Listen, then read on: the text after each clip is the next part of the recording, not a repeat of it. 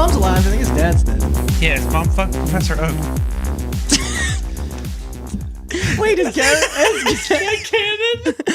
No, it's like a fan theory or something. There's 500 Pokemon, now I gotta catch 700. Meanwhile, my mom's getting double teamed by Mr. Mime and Professor Oak. See my family in 10 years. Professor Oak has all this information on the new Pokemon. He just keeps updating the Pokedex Why do every I time need to Ash catch them? gets You already close. know everything about them. Yeah. Is this the point that you fill your Pokedex? Just quarantine.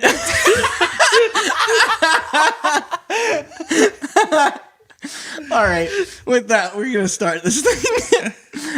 Okay. All right, 99.99. Everybody remember? That's when Skyrim came out. That's I thought that's when the Twin Towers went down. No, that was 420. Oh, okay. Sorry. 99.99. A day that will live in consumer history. And no, I'm not talking about the debut of Britney Spears' Baby One More Time at the 1999 MTV Music Video Awards. Was that award that was won as most jerked off to by old man award? Yeah, they're No, still that might doing have that been award to this Christina day. Aguilera. The Cash Me Outside Girls 16 stopped jerking off to her music videos. You cut that out. But no, I am talking, of course, about the Dreamcast, the highly anticipated white little home console from 90s gaming juggernaut and old nemesis to Nintendo, Sega. Why gotta be white? They had a black one. I think that was Yeah. like the sports Yeah. one, which made me sound more racist. And that's It's almost like that's I how- dug you a hole. You You know didn't get how out of it. everybody. yeah, you tricked me. Yeah, I did.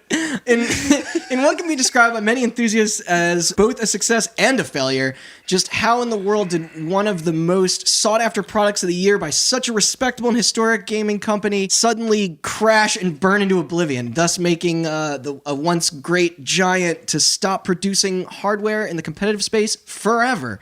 This is the rise and fall today, and Chris is here to tell you the story. I'm Randall Beatrice, here with Austin Blakesley, and our first-time host for today, Chris Anatuano. This is a nightmare, and I'm not looking forward to it. Yeah, no, you're ready. We saw your block of text. Fuck you guys. Oh, I've been watching a GIF of an octopus for like 20 minutes. Okay, let me switch back to the script.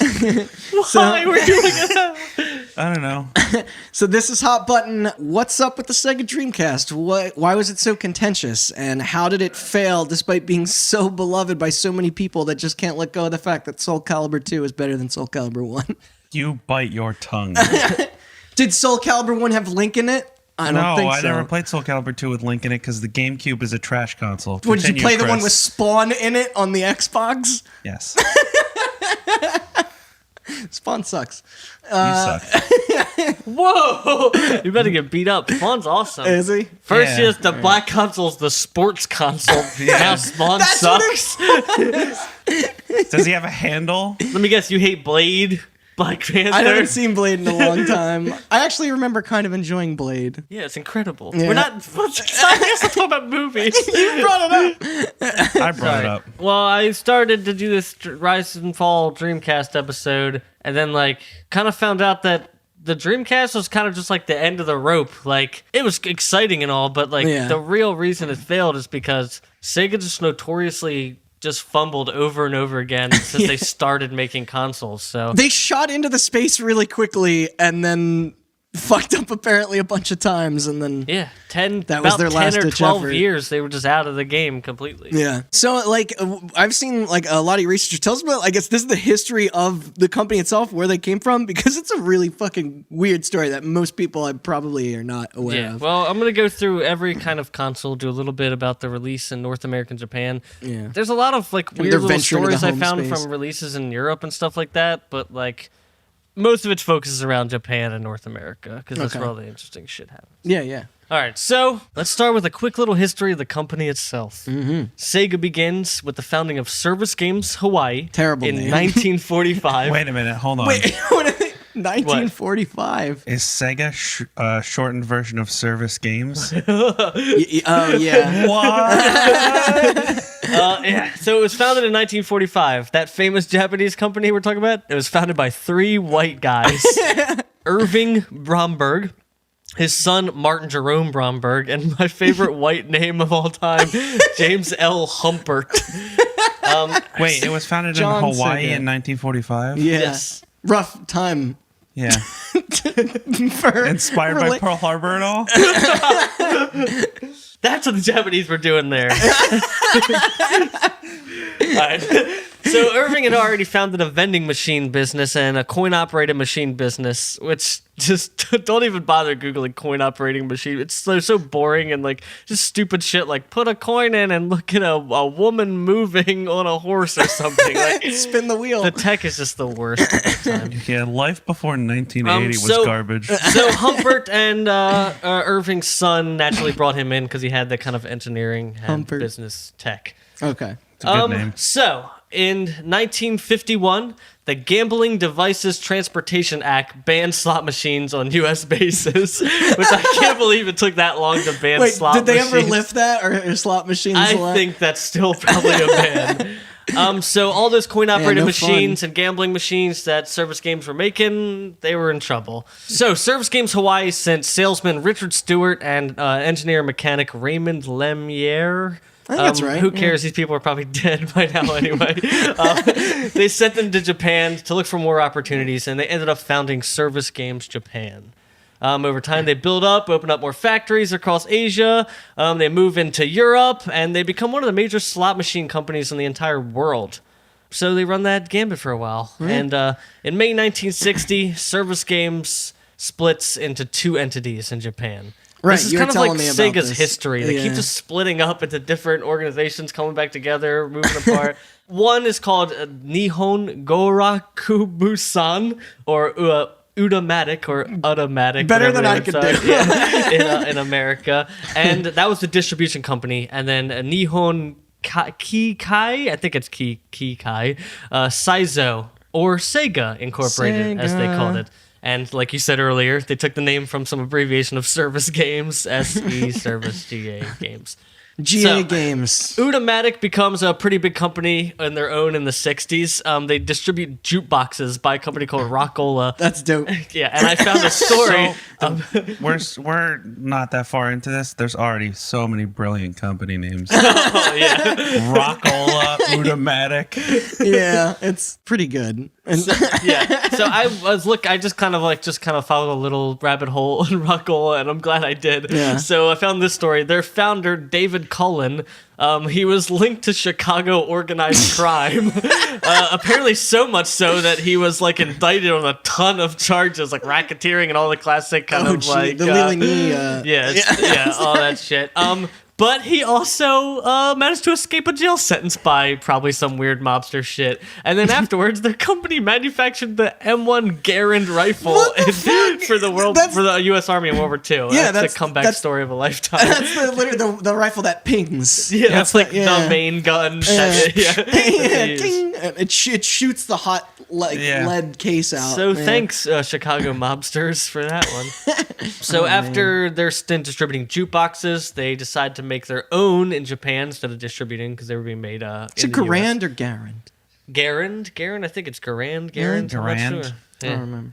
I've heard it said by 12-year-old Call of Duty fans different way. So they decided to make their own so they could sell them at lower prices. They Okay. asked the sister company, Sega, to manufacture them, and this led to the first Sega The product. Sega jukebox. The Sega 1000 I jukebox. want to see if there's a picture of this thing. You keep going, but I want to see it. Meanwhile, there's former Air Force officer named David Rosen. He's kind of just hanging out across Japan. Our names are getting less silly now. And he has a pretty successful business importing coin-operated instant photo booths in Japan. Ooh, how instant we talking? Well, I mean, this is like the 60s or 70s, so it's kind of like Polaroid era. Okay. He decides to import electromechanical arcade games, which, if you don't know what they are, they're kind of like your classic, like, bubble hockey, or like, it's kind of not really... It's a combination of kind of like digital and analog technology, isn't yeah, it? it's like a weird combination. Like, it's not quite arcade games as we know them yet, but also it's not, oh my god, pinball. I couldn't think of what pinball was called. It's also not Yo, pinball. Like, it's a little bit more Look at this advanced thing. It than looks that. like a newspaper stand on an old person's like a walking cigarette thing. machine. It does look like a cigarette machine. Oh man, that's great. I want a Sega 1000 in my house. We gotta find one. I'm sure they're expensive. Yeah. So eventually he makes his own with the help of engineer Hisashi Suzuki, who ends up being in Sega almost up until the first actual video game console. Oh, So really? that was pretty cool. Yeah, Okay. he helped engineer a lot of stuff. So they make their own. Udamatic buys Sega, so they go back to being one company again, and then they merge with Rosen Enterprises. Gonna need like some red colored yarn. Hold on. Yeah. Side note, I think Hisashi Suzuki, did you say? I think he went on to help form Square. Really? Wait, really? That's pretty. Yeah, I'm not Man. sure. I just looked up that he was just stayed at Sega for a while, and he kind I'm pretty sure he left Sega in the arcade days and then went on to form Square. That's Because awesome. that name sounded familiar to me. That's pretty good. So basically, David Rosen of Rosen Enterprises merges with the two companies, Sega and Udamatic, and they create Sega Enterprise Limited. And a year later, they released the electromechanical arcade game Periscope. So if you look this up, it's weird, you have literally a submarine periscope and it's fake water in the box, and you shoot LED light things at enemy submarines. It is absolutely entertainment for pretty the good. era of stickball in the street. It seems it's just it's so dumb. But this is a massive hit, and apparently I looked up it's credited with reviving the dying arcade scene in America. That's insane. That's just people for hours would sit around shooting LED lights it's- at fake submarines. what else are you gonna do? That success. Besides get drafted and go to Vietnam or whatever. Yeah. Oh, exactly. So they continue to innovate electromechanical arcade games, and eventually they're purchased by some big media conglomerate called Gulf Western in 1969. So they keep Sega Enterprises Limited in Japan, and the Sega that's bought by Gulf Western stays in America. Pong becomes a huge game in the 70s. Pong, which is, Pong. Yeah. What's that which one is about? almost as stupid and boring as the Periscope game. I'm a defender of Pong. Except the arcade cabinets or Pongs are bullshit because it was on the wheel ball. That game was ridiculously hard, and the paddles were so small. The way that we envision Pong is later when it was on home consoles when they made the paddles longer and it was on joysticks. Jesus. That was the real Pong. So the American branch pairs up with the North American company called Gremlin Industries, and they make a bunch of garbage 70s video games like Pong and other weird things. None of them are worth looking up.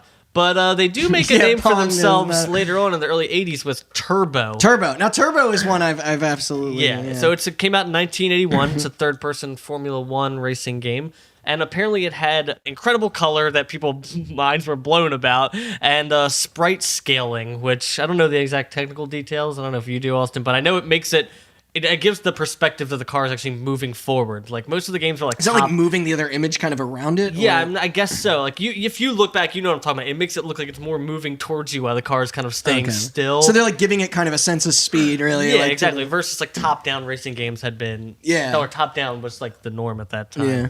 And they also made a game called Zaxxon in That I've heard 1982. of. Yeah, it's an arcade shoot 'em up, and that's the first ever game to use the isometric viewpoint. There's some huge innovations already. Yeah, In this. in the arcade industry, Sega was the number one forever. So Sega buys Gremlin, and they make a bunch of dumb name changes like Gremlin Sega, Sega Gremlin. How do they? Grega. Isn't it a hassle to change your company names? And they've done it 20 times. A million times, yeah. They eventually land on Sega Electronics, and then it's sold to Bally Midway a year later. Is Bally Midway any relation to Midway? Or am I, Yes. Really? Okay, yeah, all right. It is the Midway, but at this point, they're still making they're just a manufacturer. They'll make tables if you ask them to. My Right. question: Bally's. Did the pinball people also make exercise machines? Probably. Maybe. I mean, dude, there's so much of that shit in the 70s where and even up into the 80s where people weren't really specific. You could just be yeah, we make pianos and LSD. Not to go off on a weird but I've been watching weird YouTube documentaries about gaming from the a little past this era, but around this time. It was the Wild West for electronic companies. They would pair off and do weird partnerships all the time. Sega would be I don't know, what if we team up with this company that makes CD players and then we make a portable Genesis with the screen on it, maybe? Or and Sony and Nintendo will be what if we teamed up with this TV manufacturer and then instead of a VCR in your TV, it's an NES? And then they'll make 500 of them and be like, and then have another weird partnership a year later. They're like, I don't know, what if this game ran on satellites? You're like, what?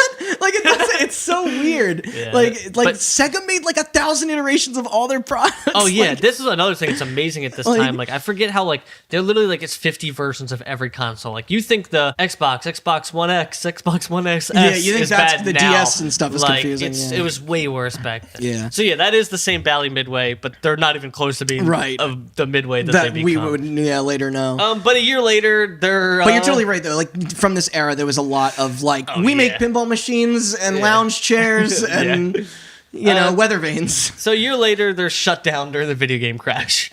Which Right. we have to definitely do an episode we've about referenced the it a video lot, game but we crash. will That's definitely do one. So they were shut down completely. The Gulf Western didn't own them. Bally Midway bought them, like I said. They were shut down. So David Rosen, a guy named Hayo Nakayama from a company called Esco Buiki or Buki. It's some company that Sega bought in the 70s. And Isao Okawa, who's the chairman of another Japanese business service conglomerate called CSK. They're just another one of those big like holding groups? corporations, Okay, yeah. The three of them purchased Sega Enterprises in Japan back from Gulf Western.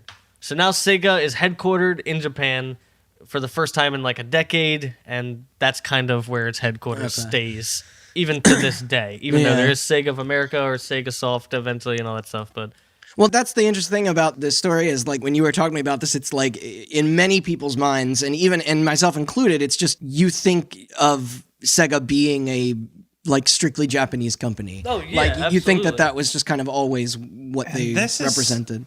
This is also a thing in Japan where a lot of companies will just like have their fingers in everything. Like a lot of companies are holding companies. A lot of people don't know Sega's still a holdings company. yeah, it's called, what is it? Sega Sammy. Sega Sammy, like, Because holding group or they holding merged with something. another company called Sammy that made pachinko machines. Of course. But like you're like, oh man, fucking Mitsubishi is like, they make terrible cars. They're shut down. They're gonna stop making cars. It's like they also make orange juice and own a bunch of like. Well, health it's not like clubs. Konami as well. Yeah, Konami owns like health clubs in Japan. Yeah. And, yeah. They were talking about the one podcast. They were saying it was weird because they were recently in Japan and they were saying that like they also Konami has like a brand of, I guess, people that work in the like some sort of service industry for just like appliances. So they just saw like repair trucks with the big Konami logo like driving around. It's like, that's so weird. Yeah, Like, right. It's like McDonald's vacuums. Yeah. Yeah. That's just not the dystopia we wanted, but it's the dystopia we have. That would be, imagine though, like that would be a fun world if all the companies we knew just made whatever the fuck they felt like it constantly. All right, so in 1982, good year, Sega begins its adventure. Year you were born. Yeah, but it was almost 10 years later. So Sega begins its adventure into the world of video game consoles. Their first ever thing they do is a deal to exclusively distribute ColecoVision in Japan. And that Oh, weird. I didn't know fails. that. Okay. Well, that's why, because it never happened. Oh, it never happened? It Okay. immediately fails. All right. But that's okay, because Coleco's Sega's still a like, company, hey, we're I going to think. make our own console. And they do. On July 15th, they released their first console, video game in home consoles in the world, Yeah. the SG-1000. This is weird because, like, the people, this console, like, you know how people refer to the NES as the Nintendo? Yeah. Like, this console, the way it looks and branded is, it's like that's the Sega. Oh, yeah. And it's weird yeah. because it's it like... almost looks like an old tape player. if you yeah, see it. it definitely does. So the only other thing that was released that day was the Nintendo Family Computer. Wait, that was the same day? Same day. The Or NES? the NES. Yeah, what? Which, if you know anything about video games or anything Fuck, that's about rough. culture, that's a rough first day. So Sega hit the ground running. The SG-1000 doesn't even come close. Yeah. The NES is the NES. What was I mean, it? What there's was it enough priced said. at? Was it competitively? Like, do you know? Yeah, they were pretty much priced Like around the the same- same thing. It's all yen Yeah. until it gets to America, and then at that point the prices are so convoluted. I guess, I mean, the NG-1000 didn't have that, to reference our Halo episode, that killer app, like the NES launched with recognizable games. like Donkey Kong and stuff. So, despite the rocky start, Sega survives because they have a bunch of arcade clout. There has to be a Tetris on that thing. What's that? No, nothing. They have a bunch of arcade clout, so they actually managed to survive a little bit. And they also had a pretty successful release of one of their in-home computers called the SC3000 in Australia. Which in Australia and New Zealand, they made a decent home computer that survived. And they also made the Robo Pitcher toy, which is literally one of those like pitching machine toys. It's just throws spaceballs at you. So Sega tried to incorporate some of that stuff into games too. They had like weird peripherals that like used real world stuff. Oh, they are the king of peripherals. I know, they're so dumb. They're like, what can you wear while playing a game, or how can we make you look stupid? So they managed to get a decent foothold in the Japanese toy market and stay alive. Enough to, keep... Enough to, in 1985, finally make a name for themselves. They released their third in-home system, because there's an SG-1002. Oh, is there an iteration on it? Yeah, it's an SG-1002. It's literally just like a slightly better, but not really kind of the version. Sega also real big on iterations. Their third in-home system, the Sega Master System. And in Japan and America, the Master System wasn't able to compete with Nintendo. No. Because the NES was still the biggest fucking thing on Earth, dude. Yeah. Especially by Everyone had 1985. Like, at this point, they had, 3 or 4 years to put out and invent Mario and Donkey Kong and all these freaking characters. The SG-1000 wasn't in America? It was later. I think it did eventually. Usually they stagger by 8 months to a year, pretty consistently. You saw that a lot back then. Because I never heard of that thing. If it was absolutely shrouded by the NES. You might recognize it by a picture because it's literally like this white-looking, like 80s grill thing, and it just says Sega real big on it. If you look, see, it looks like an old school tape deck. Yeah, man, they made two versions. They made the SG-1002 and the Sega Mark III. And the Mark III, which is the third. The Mark III was actually like a port of one of their arcade boards. Like they tried to bring some of their arcade board tech into it. Oh shit! I don't know if these were ever released outside of Japan. Maybe they were. I don't know. It's hard to tell. This was a really weird era. People were really just trying to figure out what to do. All right, so they didn't. Sorry. No, it's all right. In Japan and America, the Master System really didn't compete. And in Europe, even though they actually bankrupted one company and got 2 others to blacklist them, they still managed to be successful due to the fact that Nintendo wasn't successful in Europe. They bankrupted the company because there was a bunch of distribution issues where they're like, we'll help you, and they like put out a bunch of money to distribute ahead of time, and then like Sega didn't deliver and the company had to file bankruptcy. And they did it to 2 other companies who just like, fuck Sega, never again. And the Master System made it here pretty quickly. I don't think the SG-1000. It was okay in Europe. NES was destroying in America and Japan. But for some reason, interesting tidbit, is weird. The Master System saw most of its success in Brazil. There it was released in 1989, so it's 4 years after. Was there a FIFA game on it? It was incredibly, yes. It was incredibly popular. For what I could find, I found it on like some Portuguese website. I had to keep like Google translating to find this. From what I could find, it was the world's longest lived console ever. The Master System, because of Brazil. A company called Tectoy, which is a Brazilian-based company, say that they were still producing them in some version or another in 2015. What? I want one. Let's buy one. In 2015, they were still making one. And apparently, the systems in Brazil were outselling the PlayStation 4, Xbox One, and all those major consoles in Brazil. The Master System. We're talking like the black old 1985 they're gonna lose their minds when the Genesis comes out. Yeah, really. Was there something that these things did that like we don't know about yet? I don't know. Turns out if you take it apart, you can like get free internet and cook meth on it. It's just huge in Brazil. So there's 2015. There's an interesting, Drew Scanlon from Giant Bomb. Of course, I met him. The Cloth Map did a video on the gaming market in Brazil, and there's like this whole illegal market of people still making like 8-bit games there. That was a big thing in like, that. they're making like did they 8-bit have versions of Guitar Hero and shit. shit. They have like a ban that like how China had a ban on home consoles till like they have a weird thing with importing stuff.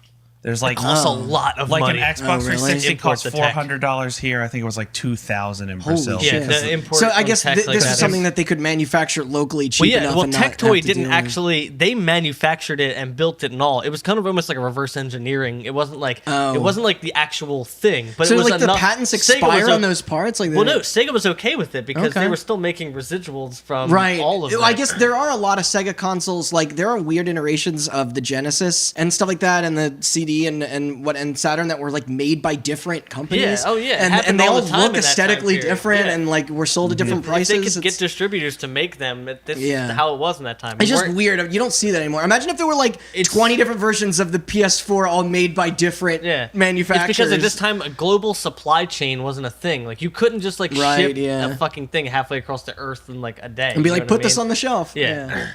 Man. So by 1987, they had 40,000 arcade cabinets worldwide. They were doing pretty good in the arcade industry, and they actually had knocked off the Titans Atari Oh, and became man. the second most popular in-home console in the world. Pretty much almost on the backs of Brazil and a little bit in Europe. That's so funny. That's Yeah. so weird. Like Yeah. and because the only other competition was the NES. yeah, So of course. you didn't have a lot of options. It's not, you know. All right. So Sega's finally hitting their stride. On October 29th, 1988, they put out their next console, the Sega Mega Drive. And Nintendo being the dicks of the Yeah, it's released in Japan 1 week after Super Mario Brothers 3. So, as I say many times in this, the crowd goes miles in Japan. Mario Brothers 3. That's my favorite one. As I wrote, those piece of Love shit it. mobsters in Nintendo, they had all the developers in their back pockets with exclusive deals. Yeah, And the NES had a gigantic market share, and behind them was NEC's PC engine. So Sega really didn't have a lot of room to move in there. Yeah, especially without all the like all the partnerships and stuff Yeah. with Oh, Nintendo had everything down. And once again, Super Mario Bros. Just came out. This is a consistent theme that shows up throughout this entire story, is Sega puts out a pretty decent product that by all standards should be Should good. be able to compete. And then some other day that week, like, you know, the moon landing happens next door. You know what I mean? Like, they just can't fucking win. But actually, they didn't do all that bad because Capcom and Namco had a decent amount of arcade ports they put on the Mega Drive, so they stayed at third place in Japan behind PCs and NES. Kudos on them and not having that third party stuff. That Granted, early. third place is like it's essentially last place at this time period. You know what I mean? Wow. There's really not that many people behind them. Anyway, I guess we didn't get to the multimedia stage yet, where you had like the CDI and the 3DO and all that, No, that's coming up Amiga shortly. and all that crap. Yeah. So the real success of the Mega Drive comes from North America. Here it was known as the Sega Genesis. Yeah. And that's what most people know it as. Like, I mean, unless if you like games, you'll know it as the Mega Drive, but the Genesis is the shit. I had a Genesis. Fucking things were awesome. I absolutely loved it. So it's like the Famicom and the Super Famicom. I always, in my mind, pictured them being different things because they look so aesthetically different. Yeah. Like the Mega Drive does not look like the Genesis. No. Like the Genesis like totally looks like and it's also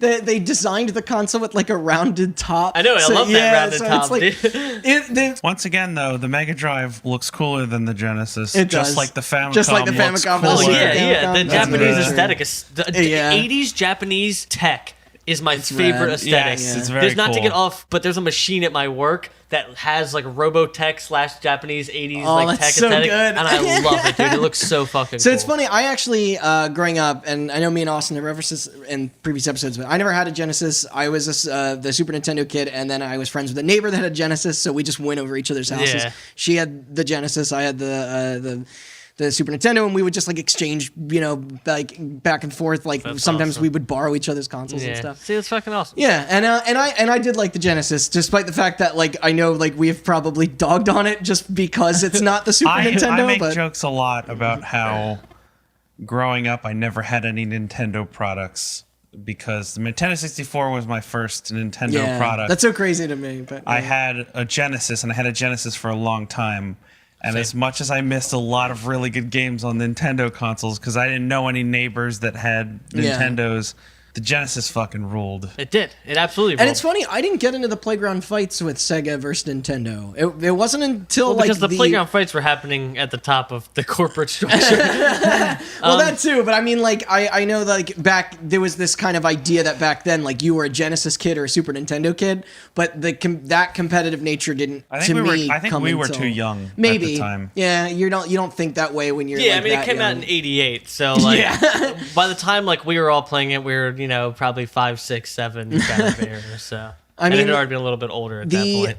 The other thing too is like I guess maybe you saw that more around like PS1 and N64 and then PS2, GameCube, Xbox. But all right, so the Genesis actually wasn't distributed by Sega of America because Sega of America kind of just started and they were pretty inexperienced. So another inexperienced company took the reins on that. Tonka. Like the trucks. Yes, like the actual truck company. The people who made trucks distributed the Genesis in America. Fuck? They had a huge market share, Nintendo had a huge market share, so Sega thought, like, fuck it, Tonka's a huge American toy company.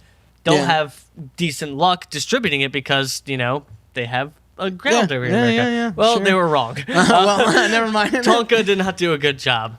So they looked elsewhere. David Rosen, who was still Sega's co-president at this time, guy who originally helped bring it all together, he met with the CEO of the Atari Corporation, Jack Tramiel. I keep reading it as Tamriel when I was like going back over it.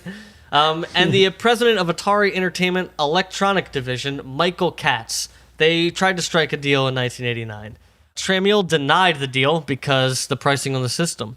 The only thing to come out of the deal is that Michael Katz, who would be hired as the CEO of Sega of America and eventually oversee the release of the Genesis later that year, Katz put forth a two-part plan. That wasn't priced that, that's also a consistent problem, is that they keep saying that Americans won't buy expensive tech, and they keep wanting to lower the price and lower the price and lower the price. Right. So his two-part plan. One was to market the Genesis as an in-home arcade experience. And attack Nintendo with 6 slogans I found, like, Genesis does what Nintendo don't. They were really fucking winners back then. I think I made a joke about that. The extreme era. I think it's the ESRB one when you're talking about that fight. Yeah. It's pretty good because they marketed their stuff as being the family kind of thing, even though it's not true. They still publish plenty of or not publish, but you know what I mean. They still allow in. Well, as you find out later, Sega constantly tries to find a marketing edge. Sometimes even be like, "We're the edgy system." Yeah, exactly. Which comes into play later. They were such assets, but they would totally be like, "We're going to go after the older market," like because the arcades also at this time were more popular with people our age. Yeah, like they were popular hangout and drinking, smoking spots than little kids. All right, so. Part 2. Nintendo owned most of the rights to the arcade titles, so they needed to develop games with recognizable likenesses, like Arnold Palmer Golf Tournament, Joe Montana Football, and from the star of Leaving Neverland, Michael Jackson's Moonwalker. Do you remember that game? You're saving little kids from, like... Don't you put them in your car and take them to the mansion at the end and there's like a party? I don't know. I think that was a nightmare you had. No, I'm literally think that game, like Michael Jackson's Moonwalker, it's like the Smooth Criminal music video, but you're saving children. I don't know. I remember they had a button where you could like crotch thrust children. and go, "Hey." Yeah, they did. All right, so at the time, everyone's favorite EA approached Sega, and they assumed since Sega had no third-party support that they would get a decent deal. They were like, "Hey, we have games, including at the time the upcoming football game that they eventually get known for later." John Madden's Sega had no football. partners, but Sega wanted to be Nintendo. They wanted exclusive deals. They wanted exclusive deals with all their developers because they saw what Nintendo did with that. So, like, hey, for our platform only, like we want. Exactly. Yeah. So they told EA CCO Bing Gordon, great name, that they were going to be as big as Nintendo. So they're not backing down on this deal. And after a year of back and forth talks, Sega executive apparently told Bing Gordon, quote, "If you want a different deal, you're going to have to reverse engineer the system, aren't you?" So, through an incredibly convoluted legal and technical process, because they had to go through a bunch of weird patent shit and all that stuff, 2 very talented engineers at EA reverse engineered the Genesis. Fucking A, jeez. And now they had time for their play. This is so fucked up, but it's classic EA, and it's also kind of badass, to be honest, at the time. So at CES 1990, EA booked a booth the night before. Okay, the event, and EA Trip Hawkins, who he was an engineer. He didn't work on the reverse engineering, but he was a pretty big engineer. Like, okay, he was kind of one of those guys who's in a role of like engineer leadership kind of thing, like tech expertise. But he's kind of like liaison between like the heads. I've definitely heard that name before. I have too. He met with Hayao Nakayama, who was Sega's president from earlier, and he delivered the news of the reverse engineering. He said they'd run their own licensing program if Sega didn't agree to their terms.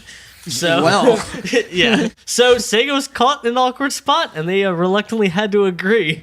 EA could manufacture their own cartridges because of this. If you remember, they had yellow bands. Yes. On Right. them. Yeah. So they got the rights to manufacture their own cartridge, make as many games as they wanted, and they had higher royalty rates than anybody else developing at that. And then CES the next day, there was a full display of EA games running on the Genesis. Holy So shit. actually, I read an interview. According to the engineers and Gordon, they actually hadn't fully reverse engineered the Genesis. Oh. They thought they did. Sega could still lock them out before, but it was too late. Like they had the confidence, so Sega caved and they got the deal. And then EA's first two titles were released. This was fucking the crazy. Genesis. I didn't know this. Yeah. And we covered this game on a previous episode. Peter Molyneux's Populous, which we talked about. Yeah, I had to look it up because I was like, "Am I in the right thing?" Like I didn't know this. Like, which I guess was a port of the PC version. Okay, yeah. Yeah, I had to Weird. look it up. I was like, whoa, I thought that. Yeah, like, we was talked about strange. this. What Yeah. the And Budokan, the Budokan. martial Budokan. spirit, which I didn't look into because I never heard of it, so I figured it was dumb. Is it a fighting game? It's probably a fighting It sounds game. like a fighting game. If I'm on anything it. rules the 80s, it's fighting games and racing games. That's They, true. Like, set And that the doesn't pace. sound like a racing game. No, it doesn't. Austin's gonna find out that it's like a matchup 3 game or something. What was it called? The Martial Spirit. What a Yeah. dumb name. Budokan, the martial spirit. Mojang. Yeah, it's a fighting Tiles. game. Is it a fighting game? Okay. So- Is it sprites? Is it photos of people? It's sprites. Okay. So both companies continued to benefit from the deal, and yeah, it is kind of a shitty backroom kind of last minute little, yeah. gamble slash in like. Hold on, real quick. No, go ahead. Oh, this is a very short Wikipedia entry for Budokan, the martial spirit. The only thing I found: reception in December 1991 edition of Game Pro magazine. Budokan is cited as one of the worst games of 1991. Well, there you go. Yeah. It's solved. All right, well, Mystery both solved. companies continue to benefit. They did even more around the holiday when John Madden's football came out at the end of 1990. Yeah. This is the first Madden, and if there's any consolation, I think like, it's the only one that he has ever like actually been a part of the production of Yeah. or something. You ever see the box art, by the way? Oh, It's yeah, like a very it's incredible. confused looking John Madden on the what's a cover. video game? Yeah, like, it's really good.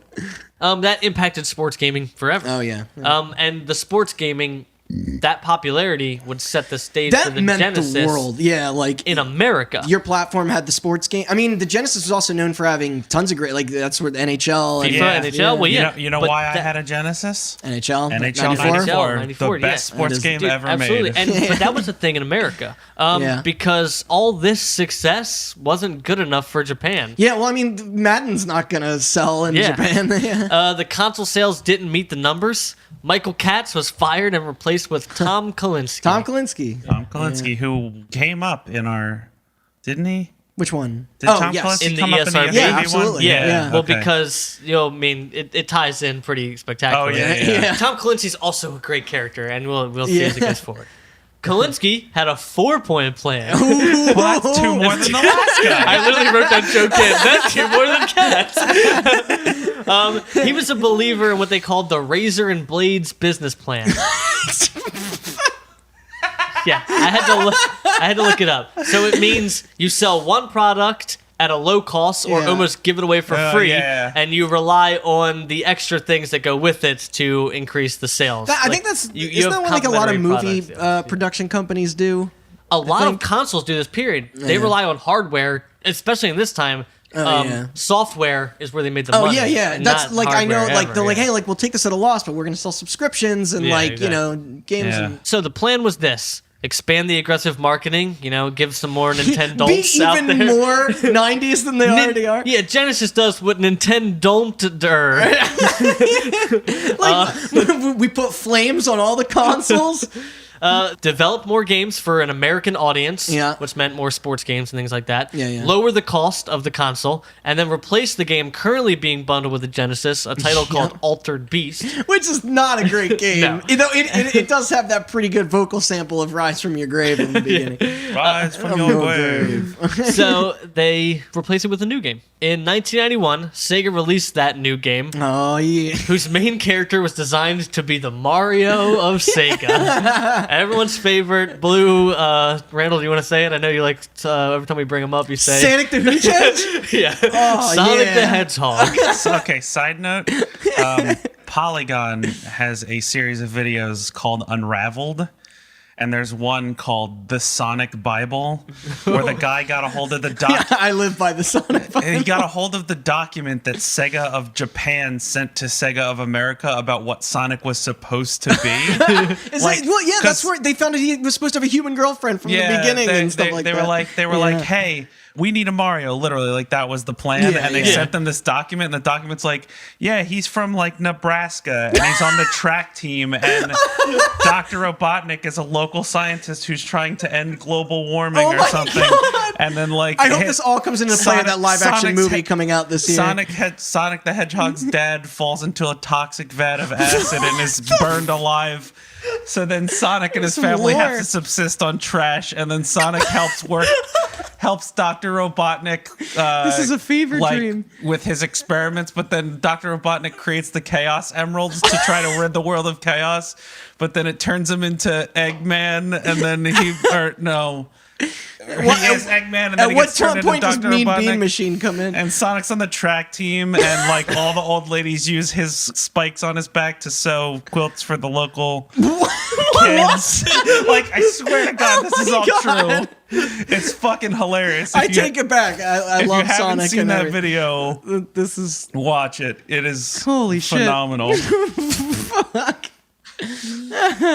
Jesus Christ. Oh man. All right, so Sonic the Hedgehog usurps Alex Kidd. Yeah, Alex Kidd, who right was in the dumpster. Who was supposedly the original Mario replacement mascot. Yeah. And he also usurped most disappointing live-action adaptation of a Blue character, which was Will Smith's Genie is the other one. So, the Genesis, it blew the fuck up in America. It outsold the Super Nintendo 2-1. Yeah. That's insane. Or to like think the about. stupid Nintendo, Dude, right? yeah. Oh my Alright. God. Stupid Nintendo Entertainment System. In America, In we're America. idiots. No, in Japan, obviously. Listen, I the went SNES back- I think worldwide they ended up being extremely close to each other. I don't. Oh, yeah. I don't even remember. I went back and played Mortal Kombat and NHL 94 on this. Yeah, the they're still SNES. great. No, they're garbage. No, I Yeah. thought you were going to say the Genesis. Yeah. No. So On the Genesis, they're trash. Like It's we a talked trash about console. earlier, the Genesis was considered an edgy system among kids. Yeah, I was an edgy kid. kids who like putting in the Mortal Kombat Whatever. blood code. Yeah. Also, this is bullshit. Yeah, Because those my versions Genesis came with a copy of NCAA football. That does suck, yeah. Yeah, No. that is rough. I had But to yeah, buy all Sonic. these this is all good plans from Tom Kalinske. You know what I mean? Yeah, Lower the they- price, they get Sonic Get in there. this like third party support and Yeah, everything. it's Because brilliant. that's the thing. Like, we do joke, but it's like the funny thing is, it's like I think by and large there are probably much better games on the Super Nintendo, but all the games that released on both, the consistently the Genesis version was usually better. Oh, yeah. It usually Yeah. sounded better, and It's like all. sound tech is I didn't have time to like put in all this great engineering That was a knowledge. huge, but like, push sound for that design was thing. absolutely like, really, really sought after at Sega. Like they had Yeah. really good engineers and hey, that console had a fucking headphone jack Yeah. and a volume slider on it. all right. So all this showed the success. They sold over 40 million units worldwide. They competed with the That's up NES, there. the SNES, the Neo Geo, the Atari Jaguar, and the TurboGrafx 16. yeah. And a number of other in-home consoles and computers, and one of the largest console wars of all time. Which maybe one day we'll get into the console war. If They were there's more any- fun back then because you sort had of like thing, yeah. all these companies throwing their hats into the Oh, ring. it was a Wild West, dude. Yeah. It really was, like you said earlier. So, this is one of my favorite little statistics I found. The Genesis had the highest software to hardware attach ratio of all time. Is that still true? Yeah, absolutely. Wow. 16 games That's per console really on average. good, yeah. That's insane, dude. I mean, different nowadays. I have like 70 games for my Xbox. Oh, You know what I mean? yeah. But like, I know, like a lot this of times, is a time like, when there was 17 games. So you know, because I mean that's the thing. Like you think about consoles that sold stupid amounts, like the DS and the Wii and stuff like that. But a lot of times they'll buy a Wii and play Wii Sports and never buy anything else. So they had really small attachment rates. That's why I'm saying that it still holds as the average. Yeah, but then number. you hear about consoles like the Vita that didn't sell very well, but everybody who owns one is like a super passionate fan that buys like a bunch of games. This is not a surprising revelation because of some of these titles I list off. Echo the Dolphin, Street Fighter. The ending boss is scary. Street Fighter, Mortal Kombat 2, Jurassic Park Lost Jurassic World. Park, when I saw the picture from when I was like scrolling through like Sega Genesis games, and I saw the picture for Jurassic Park Lost World, I was like, fuck! I was getting like a weird like memory flash. Yeah. Like it just fucked me up. Sonic 2, Earthworm Jim, NBA Jam. Like fuck, NBA Jam was so good. Yeah. I played that on the SNES. I didn't write down the NHL. I don't know why. I didn't even think about it. The NHL, Toe Jam and Earl, and FIFA. Then there was a number more. Was Street Fighter more like Mortal Kombat was definitely like people prioritized the Genesis version, but was Street Fighter that competitive? Street Fighter was only better on the Genesis for the simple reason that But Turbo came out on both and everything. I had Championship Edition of Street Fighter 2 on Genesis, and because I had the 6-button controller. You're right. Yeah, that made that probably always the number one in the fighting game community. For Street Fighter, the SNES version was better selling, at the time. and for Mortal Kombat, the Genesis version was better Yeah, selling. because Mortal Kombat didn't have, it was just sweat, remember? It was blue sweat. There was no blood, so a lot of that's why they were like, hey, we got Mortal Kombat. Speaking of which, here, almost grosser. We had a birthday party yesterday, and there was a Mortal Kombat 2 arcade machine there, and I beat Randy twice. Just so that's on the record, public knowledge. Thanks. I beat you on 11 last night. Yeah, she did. So all that success was enough to keep the Super Nintendo at bay, at least for a little while. But Genesis risked being outpaced in technology. So there were whispers of a new console that were emerging as early as 1991. Also, you didn't mention all those Disney games. Yeah. Well, Yeah, Aladdin and Lion King were better on the Genesis. Come at me. They were. the Sega was going to attempt to leapfrog the competition. They're getting This is cocky something now. they try 3 times. I don't get it, dude. I know. It's so weird. Every time they try, they fail, It is and they really keep going. bad. Okay. They're not going to try to leapfrog the competition yet because they're going to go all Sega and make a huge mistake. Many thought Sega was going to release a 3.5-inch floppy disk attachment for the Genesis. Boy, would that have been something. Ahead of the times. Yeah, you got to see that thing. It's incredible. But while they were all about that project for a while, it was eventually scrapped for the real technology of the future. But- CD-ROM. Oh shit! Because there was a lot of weird attachments for the Genesis. Because the console would be like this little, rounded box, and then eventually you could just Had a slap all tower this of shit Yes, and it'd just be attached like to this it. shit on top, and another shit hooked onto the right, something on the back, and then and then eventually it looks like this big, almost like toy G.I. Joe army base. Yeah. Absolutely. Dude. Yeah, it was really the funny. floppy disk attachment looks brilliant. It looks like a smokestack tower hanging off the side. Hold of on. I got it. Can you see this, Randy? You know what? Yeah. That's the floppy drive. I'm thinking of the modem they had. Oh, they did Yeah. have a modem, yeah. Yeah. They had like a service that ran for a little while where you could rent games and stuff through it. So, in December of So 1991... wait, tell us about these CDs. Yeah. Well, in December of 1991, Sega releases the Sega Mega CD in Japan. And it sold well early, but within the first few months, the sales dropped dramatically. Yeah, that thing was... The price was far too high, and there was far too little software to support it. In the end, there wasn't a lot of games that did. There was a pretty low, a lot of them launched out at once, and then they Well, yeah, you're talking about the new technology. Yeah. PC was struggling to catch up with programming Yeah, for discs at totally. this time. You know what I mean? Yeah. Most games were on cartridges. Yeah. You know? So Namco. There were some arcade ports. I think. Namco was responsible for a lot of the arcade ports. Yeah. There's another company called Data East. I didn't find anything. Yes. Oh yeah, They yeah. made Windjammers. They did make Windjammers. Yes. So Data East contributed a bit, but ultimately it wasn't enough in Japan. And across the Pacific, Sega of America who had very little involvement with the development of the Sega CD, Throw their hands up like, oh. they decided to learn from Japan's mistakes, and they had a release date of October 92. They renamed the Sega Mega CD just the Sega CD. And Tom rid of the Kalinske had Mega. another plan. He put almost a third of the entire research and development for Sega of America to work on CD projects. Jeez. Because he didn't want the lack of software support that Right, Japan that happened in saw. Japan. They marketed a lot more, including having a kid play the game called Sewer Shark. I remember that game. on But good, based off like the toys or whatever, the I'm show wasn't there a assuming cartoon? so, or vice versa. Yeah, I don't remember. He played it on Good Morning America, and the footage was broadcast to the Jumbotron in Times Square. Holy shit! Which I think they did that again with the Dreamcast. They may have, which is cartridge like Good Morning ports America. with better sound Also, and extra levels. That thing probably looked like crap on like blown up on the Times Yeah, Square I'm sure it did, Jumbotron. dude.